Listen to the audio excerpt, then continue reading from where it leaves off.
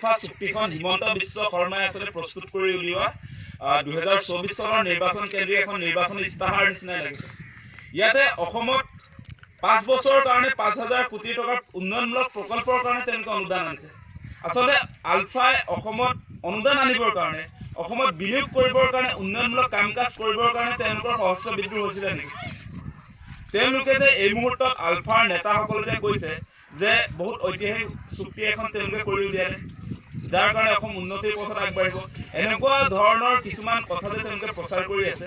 আৰু আমি লক্ষ্য কৰিছোঁ যে বিদ্ৰোহী সংগঠন এটা, সহস্ৰ বিদ্ৰোহী সংগঠন, যাৰ মূল কথাটো আছিলে সাৰ্বভৌম অসম, স্বাধীন অসমৰ কথা কৈ আচলতে অসমৰ তেজাল যুৱকক আলফাত জইন কৰাইছিলে।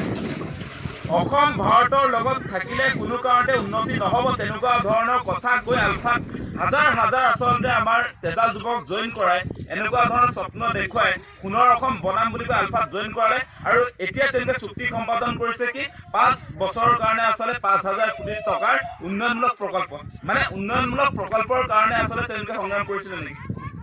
আমিতো আগতে আলফা, বাহিৰত উলফা বুলি কয়, উলফা ডাঙৰ এটা আচলতে সহস্ৰ বাহিনী বুলিয়ে ভাবে, সন্ত্ৰাসবাদী সংগঠন, তেনেকৈ আমি ভাবিছিলোঁ।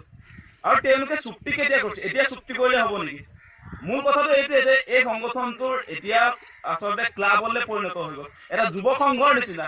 চুক্তিখন দেখিলে আমাৰ তেনেকুৱাই লাগে, বিদ্ৰোহী সহস্ৰ সংগঠন এটাৰ লগত কৰা চুক্তি এইখন হ'বই নোৱাৰে। এইখন হৈছে হিমন্ত বিশ্ব শৰ্মাই প্ৰস্তুত কৰি উলিওৱা 2024 চনৰ নিৰ্বাচন কেন্দ্ৰিক নিৰ্বাচন ইস্তাহাৰ। ইয়াত উন্নয়নমূলক কথা কৈছে, ইয়াত IIMৰ কথা কৈছে, IIT যে হৈছে ইয়াত IIMৰ কথা কৈছে, এনেকুৱা ধৰণৰ মানে চৰকাৰী কিছুমান অনুদান প্ৰকল্প য'ত নিৰ্বাচনৰ সময়ত ঘোষণা দিয়ে, এনেকুৱা ধৰণৰ কথা হৈছে। আৰু আমি ভাবোঁ যে আলফাৰ লগত এইখন আচলতে কেন্দ্ৰীয় চৰকাৰ চুক্তি নহয়, এইখন হিমন্ত বিশ্ব শৰ্মাৰ লগত অনুপ চেতিয়া, অৰবিন্দ ৰাজখোৱা আৰু এই বৈদেশিক সচিবৰ নামটো কি, শশ চৌধুৰী, এই এই 3জন ব্যক্তিৰ লগত এই 4জনৰ অংকহে এয়া। মানে এই ক্লাবৰ লগত কৰা এখন চুক্তি হৈছে। আৰু আলফাৰ নিচিনা 44 বছৰ আচলতে ৰক্তৰঞ্জিত ইতিহাস সৃষ্টি কৰা এটা সহস্ৰ বাহিনীৰ লগত চুক্তি কৰা এইখন আচলতে চুক্তি হ'বই নোৱাৰে। গতিকে আমি এই মুহূৰ্তত আৰু এটা লক্ষ্য কৰিছোঁ, এই বৈদেশিক সচিব নামৰ এইটো কি শশ চৌধুৰী নামৰ এই মানুহজনৰ এটা বাক্য আচলতে সামাজিক মাধ্যমত ঘূৰি ফুৰিছে। তেওঁ কৈছে যে অসমত বোলে ILPৰ ব্যৱস্থা কৰিবলৈ কি আছে, অসমততো কি সম্পদ আছে যে বাহিৰৰ পৰা মানুহ আহি অসমলৈ আচলতে পৰ্যটন বা যিকোনো চাবৰ কাৰণে আহিব, তেনেকুৱা ধৰণৰ অদ্ভুত যুক্তি দিছে।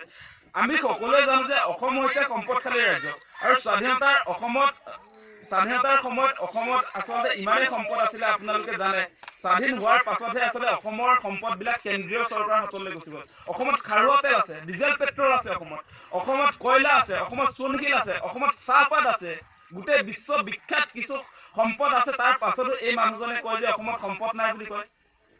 অসমত আপুৰুগীয়া গছ গছনি আছে, অসমত গড় আছে, অসমত ৰাষ্ট্ৰীয় উদ্যান আছে, পৃথিৱীৰ মানুহে ইয়াত চাবলৈ আহে। টুৰিজিমৰ কাম কি আচলতে? আপোনালোকে আচলতে এইবিলাক বুজি পায় নে নাপায়, নে এনেই আচলতে আপোনালোকে আবেগতে আলফালৈ গুচি গ'ল নেকি?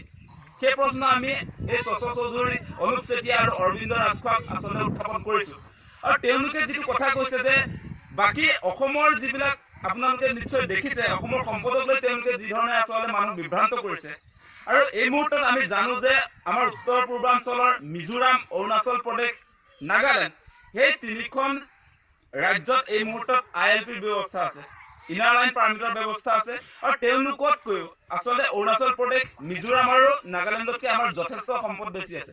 আৰু তেওঁলোকক কি ILPৰ ব্যৱস্থা আচলতে তাত খাৰুৱা তেল থকাৰ কাৰণে দিছে নেকি?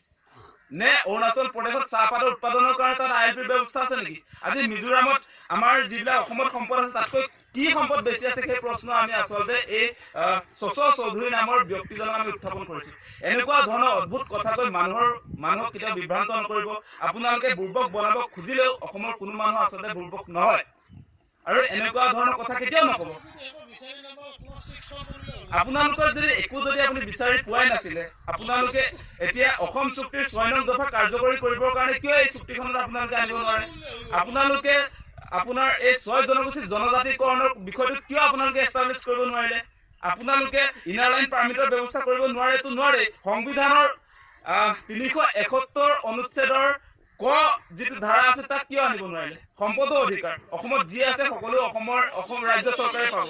সেই কথা বতৰাবিলাক আপোনালোকে নকৈ সাধাৰণভাৱে আচলতে নিৰ্বাচনৰ সময়ত কেন্দ্ৰ বা ৰাজ্য চৰকাৰে যিবিলাক কথা বতৰা ৰাইজৰ মাজলৈ এৰি দিয়ে সেইখনকে আপোনালোকে চুক্তি বুলি কৈছে এতিয়া সেইটো কোনেও মানি ল'ব নোৱাৰে আচলতে সহস্ৰ বিদ্ৰোহী সংগঠন এটা যিটো সংগঠনৰ এটা ৰক্তৰঞ্জিত ইতিহাস আছে য'ত আচলতে প্ৰায় 15 পৰা 20 হাজাৰ আচলতে তেজাল যুৱক শ্বহীদ হ'বলগীয়া হৈছে এই সংগঠনটোৱে এনেকুৱা ধৰণৰ আচলতে চুক্তি স্বাক্ষৰ কৰাটো অসমবাসীৰ কাৰণে অত্যন্ত দুৰ্ভাগ্য